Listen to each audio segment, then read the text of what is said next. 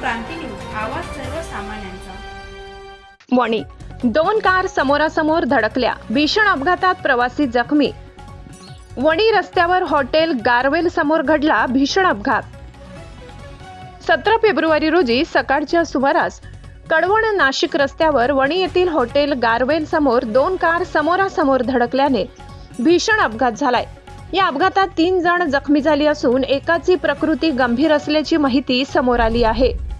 मिळालेल्या माहितीनुसार ब्रेझा क्रमांक MH15 KG 7504 ही कार नाशिकहून सप्तशृंगी गडाकडे जात होती, तर हिक्टोर कार क्रमांक MH20 GV 4214 ही कार नांदुरीकडून नाशिकच्या दिशेने येत होती। वणी येथील हॉटेल गारवेल समोर दोन्ही वाहनांची समोरासमोर जोरदार धडक झाली। धडकेची तीव्रता इतकी मोठी होती की दोन्ही वाहनांच्या समोरील भागाचे मोठे नुकसान झाले।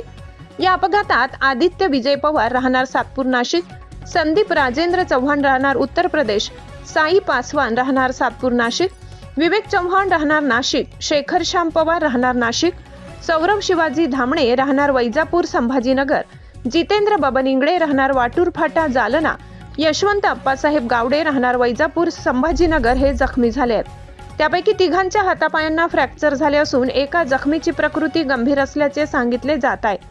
अपघातानंतर स्थानिक नागरिकांनी तात्काळ मदत कार्य करत जखमींना वणी ग्रामीण रुग्णालयात दाखल केले, तेथे त्यांच्यावर उपचार सुरू आहेत। दरम्यान घटनेची माहिती मिळताच वणी पोलीस ठाण्याच्या पोलीस निरीक्षक गायत्री जाधव यांच्या मार्गदर्शनाखाली पोलीस पथक घटनास्थळी दाखल झाले असून अपघाताचा पुढील तपास सुरू आहे।